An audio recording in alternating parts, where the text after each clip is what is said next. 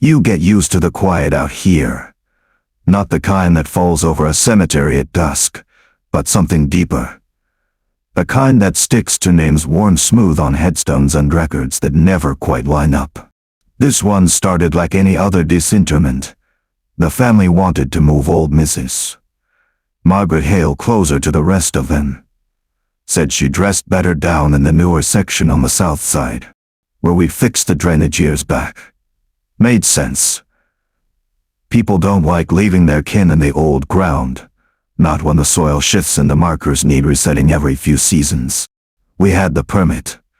Double-checked the plot book. Grave listed clean Margaret Hale.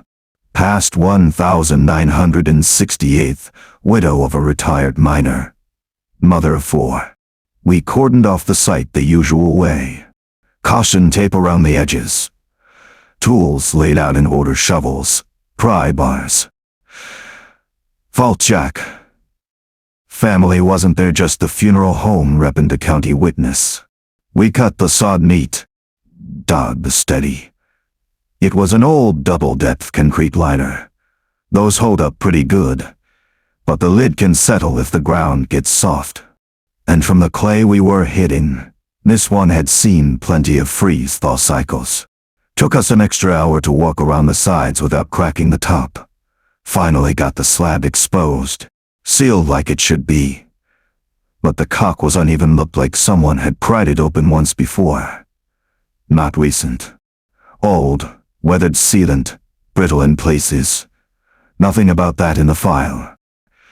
We eased the lid off slow, inch by inch. No rush. You respect the dead, even when something feels off. I've seen war remains, flood relocations, whole sections moved for sewer lines. But I wasn't ready for what was inside. It wasn't just Mrs. Hale down there. First thing, the bones once settled the way they should be. At 82, we expected a mostly intact adult skeleton. The skull was off to the left, facing the wrong way. Spine all jumbled. Worse, there were smaller bones mixed in. Femurs too short, rib cages the wrong size and shape for an old woman.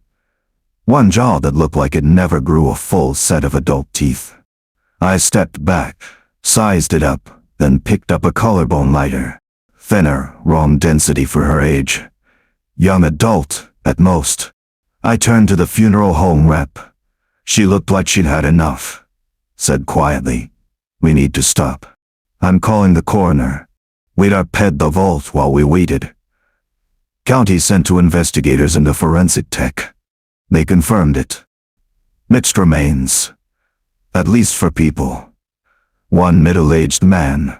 1 young woman. And 2 smaller frames, kids or teens. Probably. The headache. No record of multiple interments. No note about reusing the vault. No cremins added. No family plot. Just Margaret Hale, buried alone. At least on paper. We've got cemetery records going back almost 100 years. Handwritten till the 92nds, then digital. I checked both. No edits. No notes. No flags. Whoever else was down there, they were off the books. Took a week to get approval for full exhumation. Remains went for testing DNA, dental charts, bone analysis. Results came back, none matched Margaret. One set tied to a 1957 missing person case. A young woman from the next town over, never found till now. Another to a 1960 case male. The 2 smaller ones unidentified, likely Samara. No child burials listed for that section. We even pulled old obituaries and notices. Nothing. Margaret's bones were scattered among them, all tossed together like someone dumped everything in a hurry and sealed it before questions got asked. To this day, nobody knows how it happened. No paperwork, no witnesses. The old crew. All gone now. Retired, dead, or keeping quiet. The family ended up cremating what was left of Margaret and moving her south like they wanted. Cleaner and new stone, just her name. They didn't want to push it, just wanted closure. Me, I still walk past that spot sometimes. Old vaults gone, fresh sod, reseeded, leveled. No sign of what we found. Just a grid number now. And every time, I think about those other pieces. The ones nobody claimed. The ones buried twice and almost lost for good. Makes you wonder how many vaults hold stories we've forgotten. How many names are missing? How many wrong bones we've walked over without knowing? How many pieces that don't belong to anyone are still lying quiet under the dirt? I have been digging graves for almost 20 years now. Buried babies small enough to fit in a shoebox and men too big for a standard casket. Seen families sob like the world's ending and others walk away without a second glance. But this one, from about 8 years back, still clings to me like damp soil on a cold day. It was early winter, leaves turning yellow. Air with that familiar bright wet earth, old grass, like the ground knew something was coming. I was working the north section of Evergreen Cemetery, the old part, mid-1800 seconds to around 1950th. Most names on those stones haven't been spoken aloud in decades. Call came from the office around 9 that morning. Disinterment order. Family wanted Harlan Voss moved. Plot B27. Nothing unusual on paper. Relocations aren't common, but they happen. Sometimes folks want their loved one closer to newer generations, or cremated if they couldn't afford it back then. But this had a weird note from the administrator, vault reportedly wrapped in copper chain. Proceed with caution. Family aware and approved. I'd only seen that once before, historical, some Civil War deserter buried in shame. But this was modern. Harlan Voss died 1987. When I got to the plot, his son was already waiting graveside. Edward, mid-50s maybe. Stood ramrod straight, arms crossed tight, staring at the ground like it owed him answers. Face worn not from age, but from carrying something heavy he never talked about. I asked the usual, sir.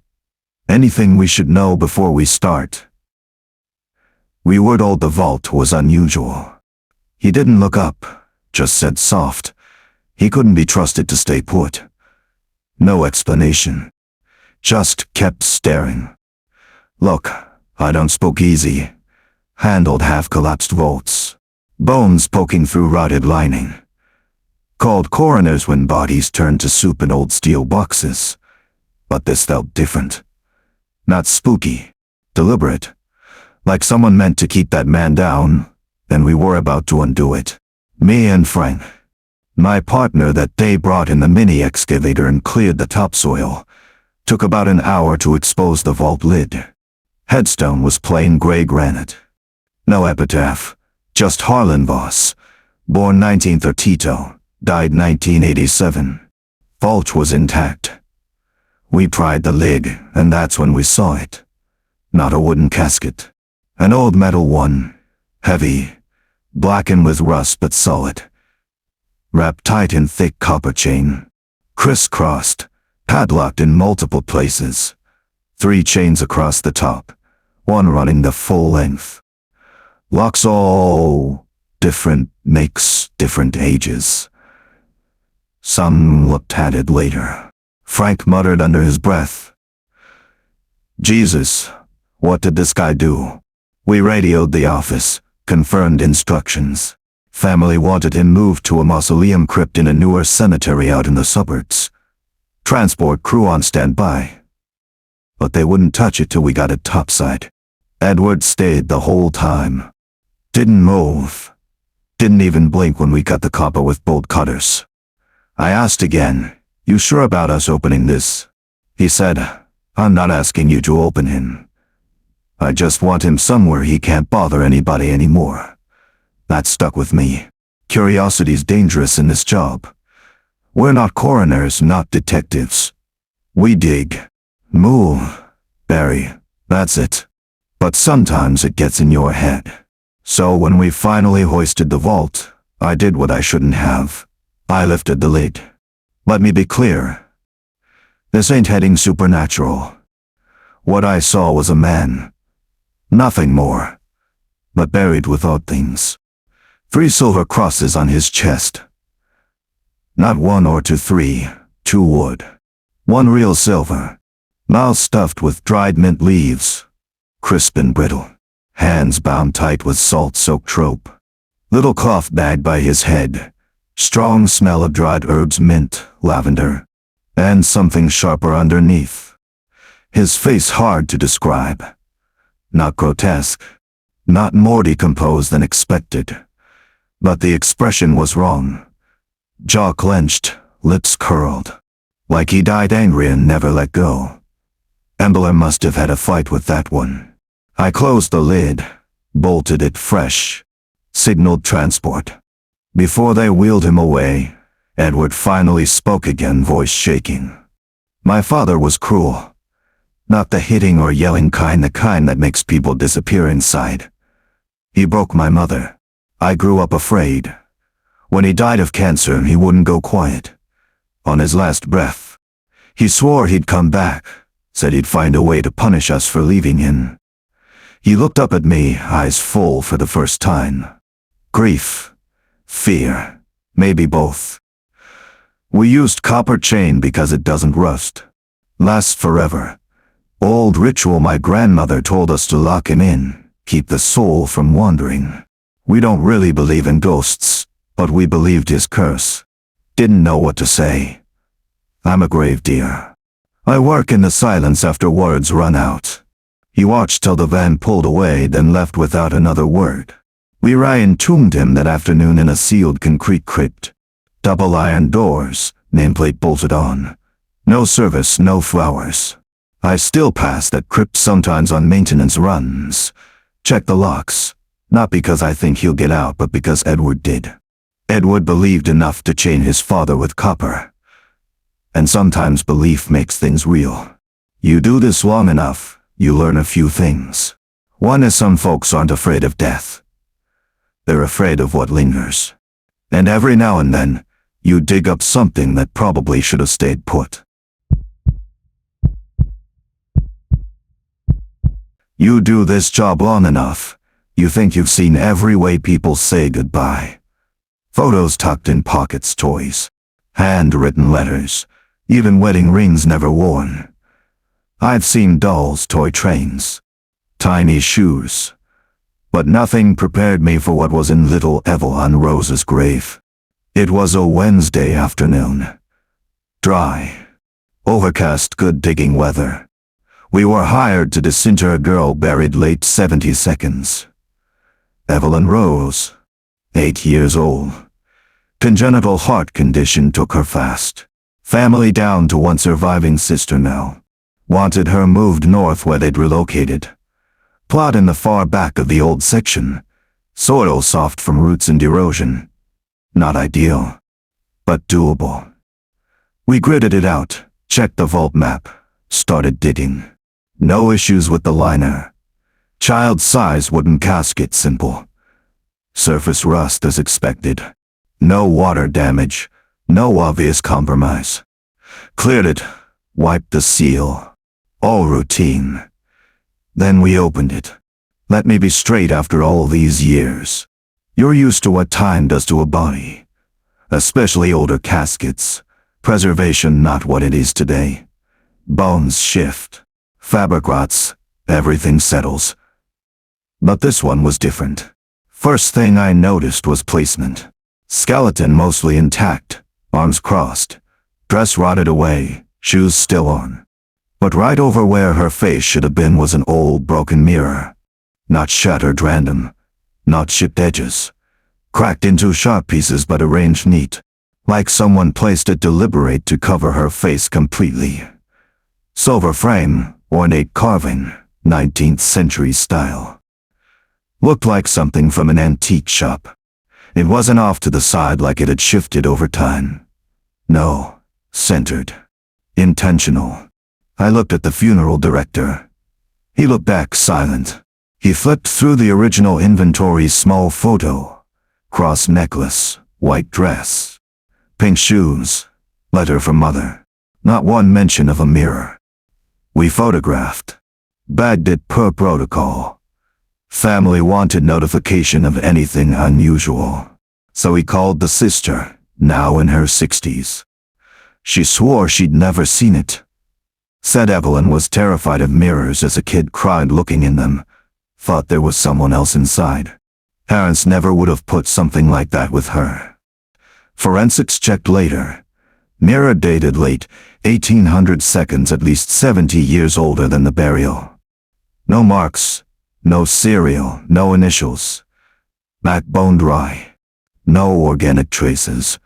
No sign it had ever touched flesh, like it had just been sitting there watching. No protocol for this. Nothing in the handbook about an item showing up in a sealed casket that nobody claims. Predates the burial. Doesn't belong to the deceased. Evelyn was reburied proper, new site, new casket. The mirror. At family request, kept separate. They didn't want it with her. Didn't want it at all. Said they'd never seen it. Didn't want something maybe put there by someone else. But what keeps me up is the original casket had one set of remains. No tampering signs. No evidence the grave was disturbed in decades. So whoever put that mirror there did it before sealing. Had to. Old funeral home, closed long ago. Embalmerals all gone. Nobody left to ask. All we know is it wasn't supposed to be there. Yet it was. Sometimes I still think about that mirror. Broken but whole. Lying there cold. Like it was waiting for someone to look. We bury the dead out here.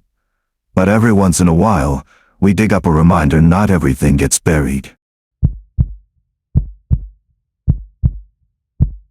Every time we used the auger on certain old plots, the ground seemed to answer back. Not machinico. More like faint, distant children's crying. It was a muggy Monday morning when the order came down. Tau demanded official exhumation. Nothing dramatic. Just one of those long simmering family disputes settled by a court order. Name on the stone: Thomas Gray. Buried 1982, Section F. Lot 32, right up against the east retaining wall. I'd walked past that plot countless times, never had to open it. Section F was odds oil, always stayed soft. No matter the season.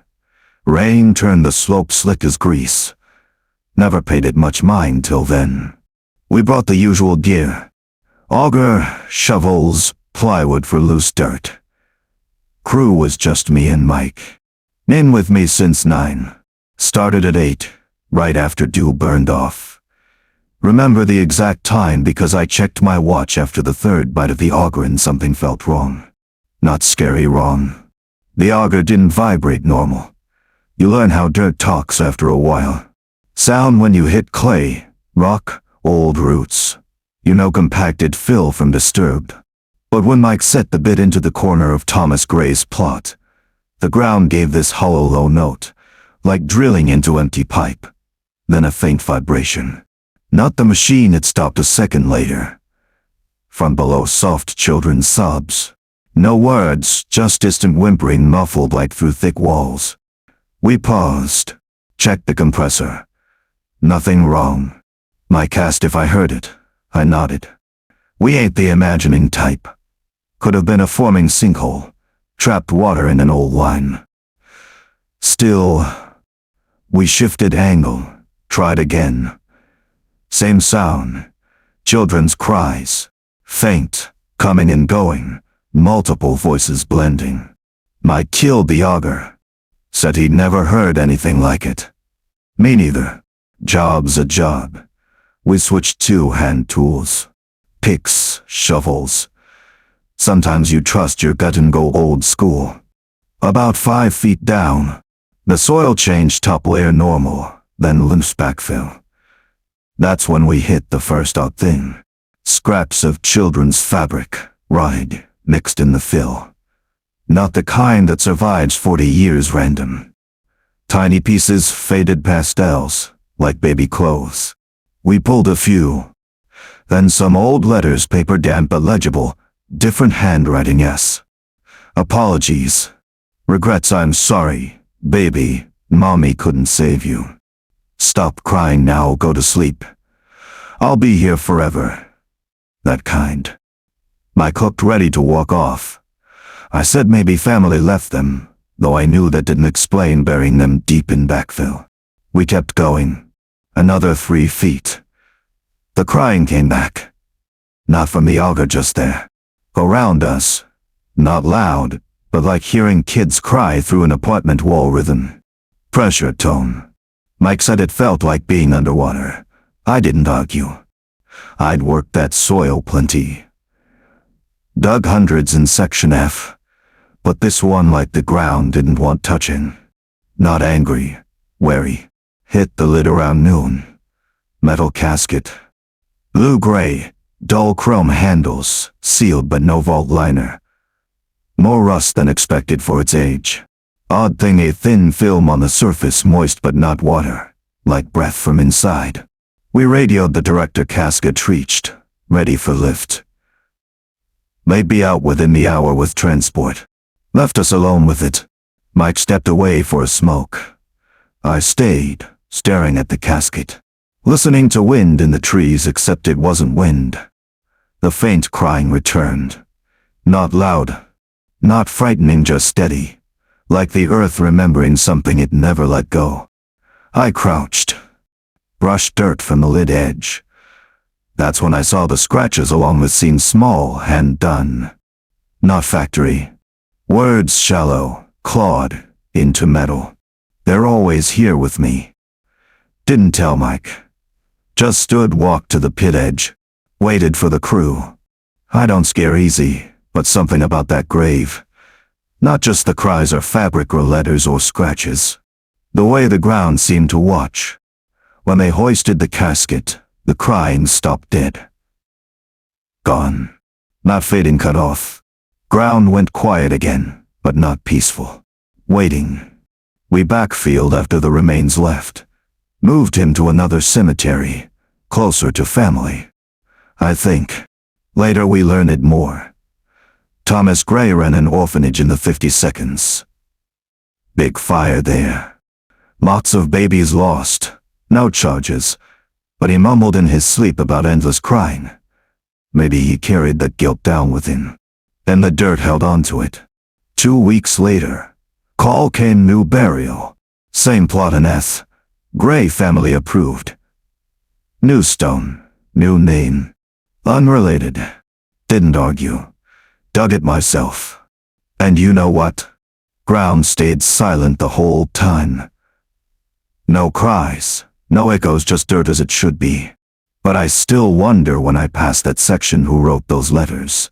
Why bury them deep like that? Who scratched those words from inside? Dug over 5,000 graves in my time. This one's the only one that made me feel like the dirt remembered me back. And that section gets few visitors now because sometimes on the wind, you can still hear faint crying. Been working this cemetery going on 25 years. Long enough to know every hill, every tree, every plot like the back of my hand. Better than my own living room. We don't do many relocations. Most folks stay where they're put. But sometimes courts get involved. Or families come back decades later with questions. Sometimes guilt. That's how we ended up in the far southeast corner. Not a section I walk much. Stones sparse, many cracked or leaning from erosion. Some no markers at all, just dips in the ground. Overgrown with weeds and briars. This one, no stone, no cross. No plaque, just a depression and an old steel county marker from the 62nds, for indigents. Request from a lawyer. Distant relative of Walter Kane needed verification. Records missing. Family wanted him moved to an ancestral plot up north. Walter Kane. Buried 1965. I pulled the map. County had him listed, sure.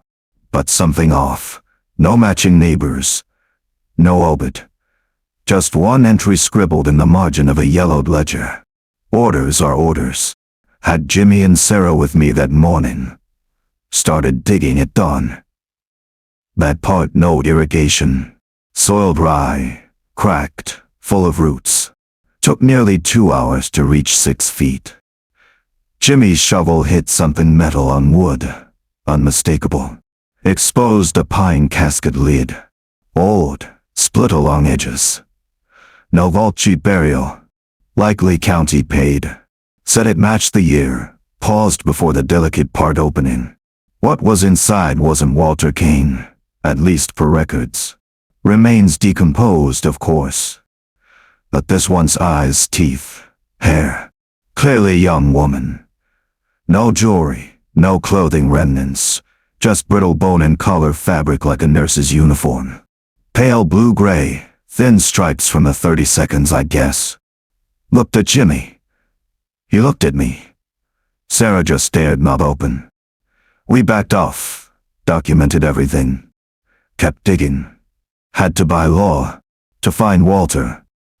Another couple feet, second casket. Different. Oak, better build, sealed edges. Someone with money. Or caring family. Opened it, older man, definite. Thin pocket watch still on chain, hands stopped at a fixed time. Bones in well-preserved black suit. Didn't talk much. Just noted position, clothes, condition. Already wondering how to unregistered burial sat under one marked plot. Not just unregistered, layered. Someone buried over others, no records. Not recent. Decades old, deliberate. Called the office. Director came out. Pulled old paper logs from 30 seconds and 40 seconds. Still no matches, no permits. No notices. Walter Kane still missing. Told the crew to keep going. Late afternoon by then. Hit 12 feet when Sarah found the third. This one barely held together, would mostly rotted. Smaller bones inside. 2 child skeletons. Layered like embracing in final sleep. That's when I stepped back. Didn't panic. Don't scare easy. But knew we stood over something buried to be forgotten. Not by time.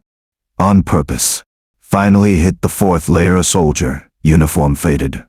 World War I insignia still faintly gleaming. Then the 5th, Walter Kane. His casket newer. Cheap but intact.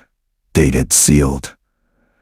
Tag inside lid with name and burial. 1965, matching the lawyer. But the grave had been used 4 times before him. Couldn't figure how nobody caught it. Pulled permits back to 1900th. Those for earlier sets, if ever recorded, erased or never written. Weirdest part, no family records, no funeral home logs, no minister signatures for any of them. Remember standing over that deep pit that night, long after the others left, just staring, listening to wind through dry grass. This is a burial ground, but not just for the dead, for secrets too. Someone went to great lengths hiding those people, stacking them like pages in a book nobody wanted to read. And worse, they succeeded nearly 60 years. We exhumed, tagged, sent for analysis. Board called state officials, investigation opened. But nothing came of it. No charges, no names reclaimed, just bones boxed. Filed unknown. Walter Kane's marker moved. He's with family now, proper plot. Decent stone. But that corner we didn't fully backfill. Fenced off, no. Quiet, left alone. Still walk past sometimes when I'm out there solo. Always stop. Not scared, because I feel like someone down there still wants to be known. And maybe, just maybe, one day somebody will come asking. Till then, I remember that's part of the job too. The ground doesn't forget. People do.